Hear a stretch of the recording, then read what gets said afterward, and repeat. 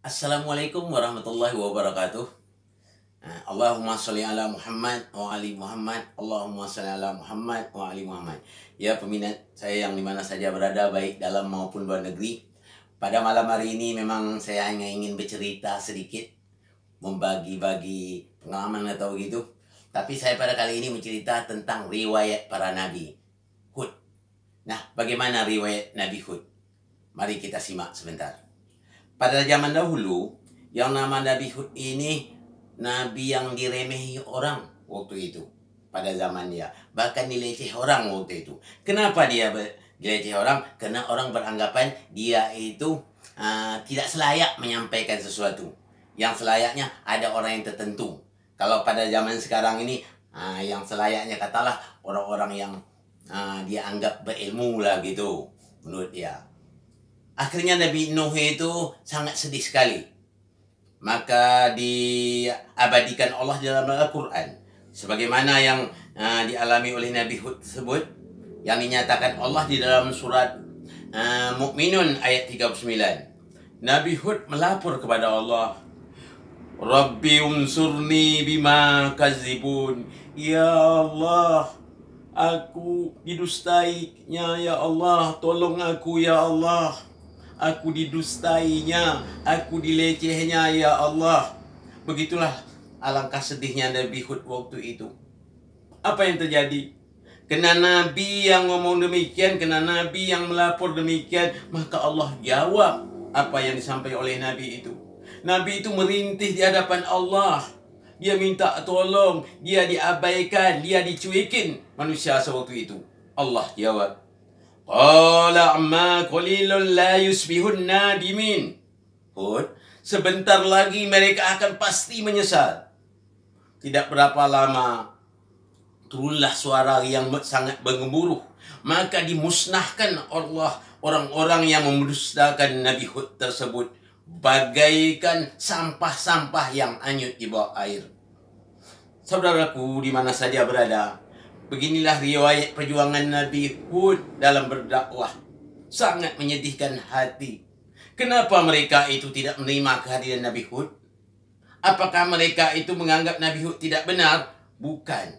Tapi mereka beranggapan Nabi Hud itu dipandang mereka tidak layak menyampaikan ayat itu kepada dia. Karena mereka merasa, sifat penyakit orang dahulu, merasa hebat, merasa lebih tahu, merasa lebih kaya, sehingga orang lain diremehkan.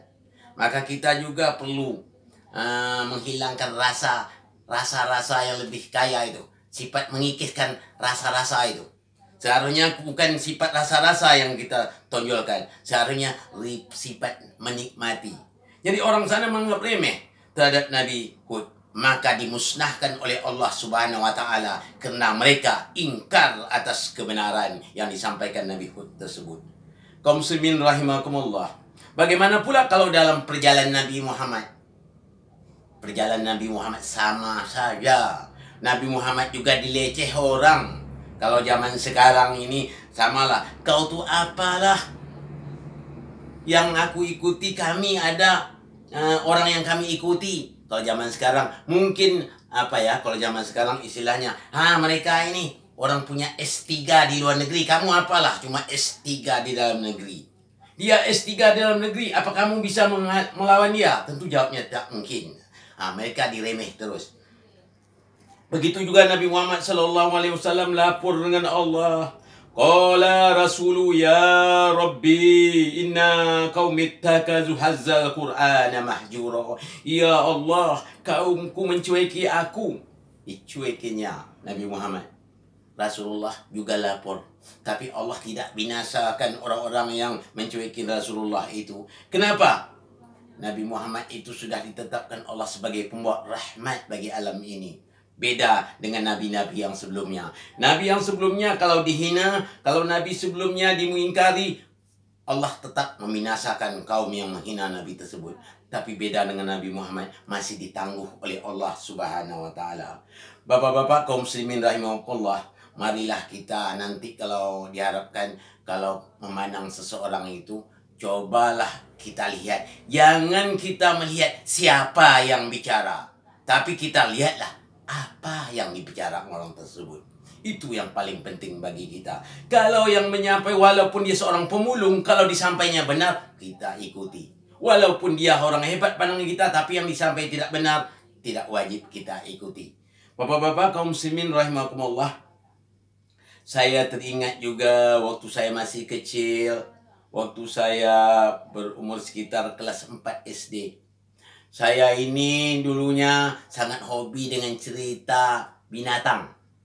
Sangat hobi sekali dengan cerita binatang. Saya suka membaca. Yang di kepala saya teringat waktu itu, cerita binatang itu berjudul The Frog and Dios. Nah, The Frog and Dios kalau tidak salah. The Frog and Dios. Itu artinya apa? Katak mau jadi lembu. Ada sekumpulan katak waktu itu. Satu kumpul katak ini ada satu ekor katak yang ingin keluar daerah. Kena ingin tahu di suasana luar bagaimana suasana luar. Dia ingin keluar dari barisannya. Katak itu keluar berjalan. Tiba-tiba di dalam tengah perjalanan bertemulah dia dengan seekor lembu alias sapi itu sedang makan rumput. Dia kaget. Apa katanya? Waduh, rupanya ada binatang yang lebih besar dari katak. Kalau begitu aku harus pulang, akan ku kasih tahu dengan famili aku atau dengan sesepuh aku. Aku kabarkan, aku yakin pasti mereka itu akan senang mendengar kabaran aku. Akhirnya dia pulang. Sampai di tempat perkumpulan katak, dia cerita, wahai saudaraku, aku tadi baru bertemu dengan suatu binatang yang namanya lembu yang lebih besar dari kita. Bukan orang menyambut dengan gembira, tapi orang malahan orang tersebut, teman katak-katak lain marah. Gila kamu, edan kamu, mana ada binatang yang lebih besar dari kita. Kamu pandai-pandai, kamu hanya kroco katak-katak di sini. Kita tanya dengan sesepuh kita. Nah, itu dalam sesepuh namanya, sesepuh katak-katak yang besar. Kalau istilah dalam bahasa Melayu namanya katak betung. Nah, katak betung sangat besar. Tapi kalau katak kecil namanya kodok. Nah, itu biasa-biasa saja. Itu dianggap kroco kalau dalam dunia dunia katak. Jadi mereka tidak mau menerima. Baiklah, kalau benar-benar katak lembu lebih besar dari aku, kata-kata yang kata-kata yang besar itu sepuh katak, mari kita uji. Akhir katak betung itu membesarkan dadanya. Apakah lembu lebih besar dari aku? Ya, lebih besar dari engkau. Dibesarnya lagi. Besar, ada sebesar ini? Lebih besar. Dibesarnya lagi, sampai 100 kali dia membesar. Yang terakhir dia membesarkan, dengan terakhir itu pecahlah perutnya. Begitulah kegagalan katak, karena dia ingin menjadi lembu atau dia ingin mengimbangi lembu. Karena dia tidak tahu suasana, dia beranggapan dia sudah hebat. Bahkan karena dia tidak pernah keluar kemana-mana, dia berada di wilayahnya. Akhir matilah katak itu karena dia merasa sombong, karena dia menganggap dia sudah besar. Inilah sangat berbahaya. Janganlah kita seperti itu. Mudah-mudahan katak-katak zaman sekarang tidak ada seperti katak zaman dulu. Itu katak zaman dulu saya pernah membaca masih kecil-kecil saya. Itulah yang judulnya The Frog and Dios. Katak mau jadi lembu. Mudah-mudahan ini kita ambil sebagai ikhtibar pada kita semua. Mudah-mudahan kita mendapat barakah dari Allah Subhanahu wa taala. Amin. Amin ya rabbal alamin. Ini saja yang dapat saya sampaikan pada kesempatan ini. Mohon maaf dari segala kekurangan. Wabillahi taufiq wal hidayah. Assalamualaikum warahmatullahi wabarakatuh. Allahumma sholli ala Muhammad wa ali Muhammad. Allahumma sholli ala Muhammad wa ali Muhammad. Allahumma sholli ala Muhammad wa ali Muhammad.